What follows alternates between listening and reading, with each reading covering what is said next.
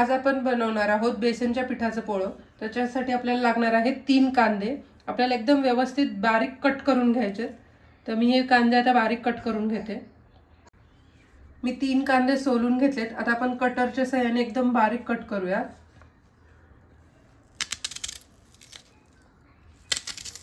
चार तुकडे केलेत मी आणि कटरमध्ये टाकते.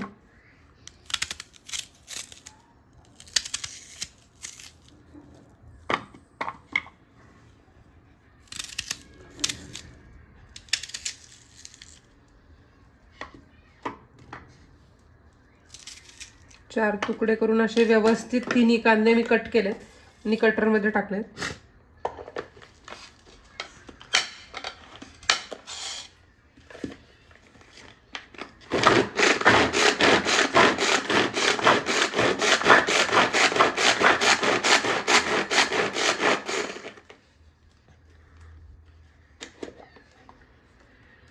अजून बारीक व्हायला हवा कांदा.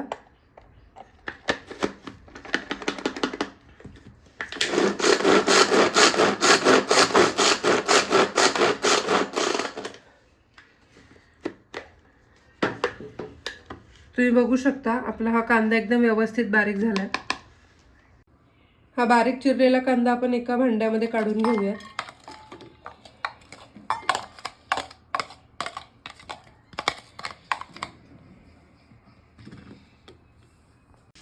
कांद्यामध्ये आपण सर्वप्रथम चवीनुसार मीठ टाकायचंय.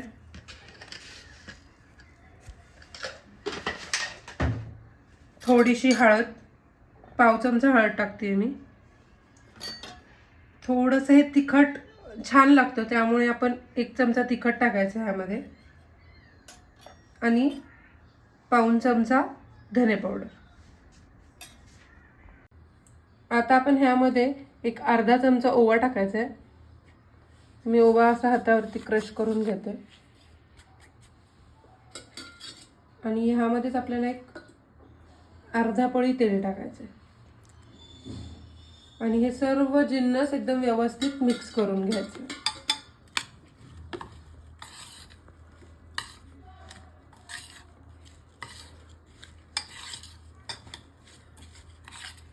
तुम्ही बघू शकता आपल्या कांद्याला सर्व मसाले एकदम व्यवस्थित लागलेत.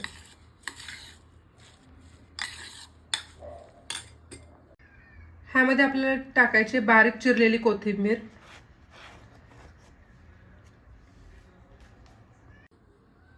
आता आपण कोथिंबीर व्यवस्थित मिक्स करून घेऊया. सर्व कांद्यामध्ये ही कोथिंबीर मिक्स झाली पाहिजे.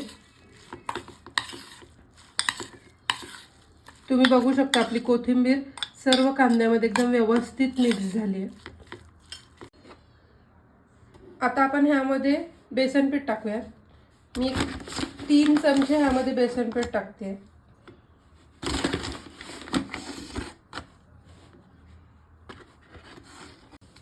आता आपण हे बेसन पीठ व्यवस्थित ह्या कांद्यामध्ये मिक्स करून घेऊया.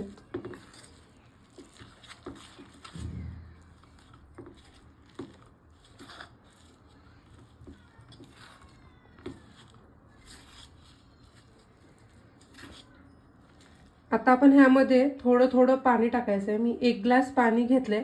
आता आपण हे थोडं थोडं करून पाणी टाकूया. तर आपल्याला एवढं पाणी नाही टाकायचं आहे, जसं लागेल तसं पाणी टाकायचं. मी तुम्हाला सांगते शेवटी मला किती पाणी लागलं.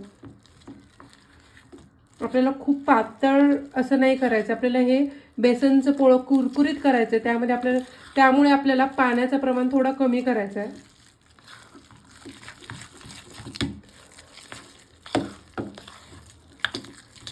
तर ह्यामध्ये मी अजून थोडं पाणी टाकते.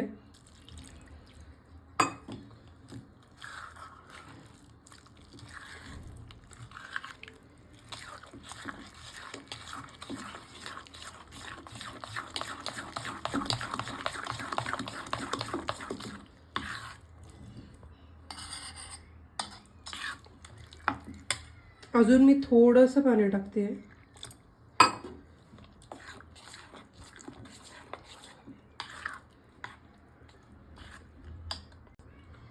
आपलं बेसनचं पीठ हा कांद्यामध्ये एकदम व्यवस्थित मिक्स झालंय. आपल्याला एवढी अशी लिक्विड कन्सिस्टन्सी ठेवायची. म्हणजे आपण काय करू शकतो, तव्यावरती हे बेसनचं पोळं एकदम व्यवस्थित सोडू शकतो. हे बेसनचं पीठ कालवण्यासाठी मला अर्धा ग्लास पाणी लागले आणि ह्या प्रमाणामध्ये आपले मीडियम आकाराचे 4 पोळे होऊ शकतील. मी गॅसवरती तवा तापवायला ठेवलाय. तवा चांगला तापून द्यायचा आहे. आपला तवा चांगला तापलाय तर ह्यावरती मी आधी तेल सोडते आणि आपलं हे जे बेसनचं बॅटर तयार करून ठेवलं होतं आपण ते ह्यावरती टाकूयात. हे बेसनचं बॅटर टाकताना गॅस बारीक करायचा आपल्याला.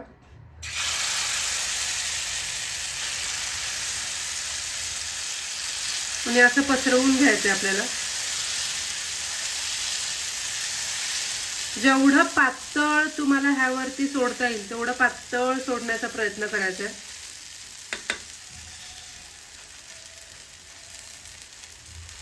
अशा पद्धतीने तुम्ही हे बेसनचं पोळं त्यावरती टाकायचं. जर आपल्याला हे पोळं कुरकुरीत हवं असेल तर आपल्याला तेलाचा वापर थोडा जास्त करायचा आहे. तर मी आता तेल थोडं सोडतेय साईडने.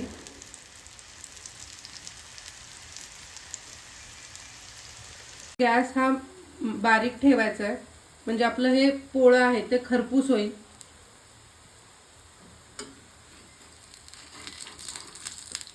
बघू शकता आपलं पोळं उलटतं एकदम व्यवस्थित. म्हणजे आपलं बॅटर एकदम व्यवस्थित मिक्स झालंय. तुम्ही बघू शकता आपली ही जी वरची बाजू आहे ती पूर्णपणे सुकली आहे. अशा वेळेला पण तुम्हाला अजून थोडं तेल ऍड करायचंय. मी 1 चमचाभर तेल टाकलं ह्यामध्ये.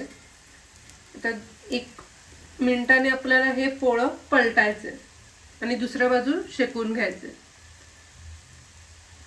आता हे मी पोळं पलटतेय. बघू शकता किती मस्त आपलं हे पोळं शेकलं गेलंय.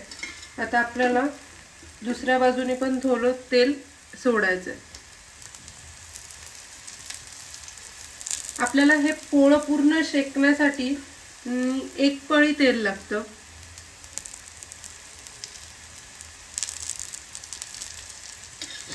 आणि गॅस बारीकच ठेवायचा आहे जेणेकरून काय होतं की आपलं हे जे पोळं आहे ते खरपूस होतं. आपल्याला काय करायचंय तर हे पोळं असं दाबून दाबून शेकवायचंय म्हणजे हा खरपूसपणा त्यामध्ये येईल. आणि हे पोळं हे ते व्यवस्थित शेकलं जाईल.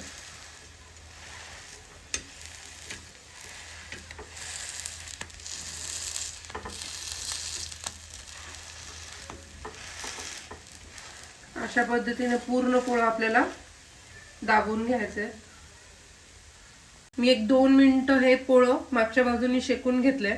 आता आपल्याला हे पोळं परत पलटायचंय आणि परत ह्या बाजूने आपल्याला दाबून घ्यायचंय.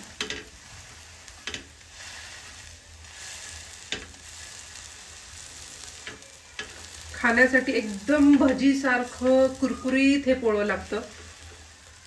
तुम्ही नक्की ट्राय करून बघा आणि मला कमेंट सेक्शन मध्ये सांगा हे पोळं कसं झालं.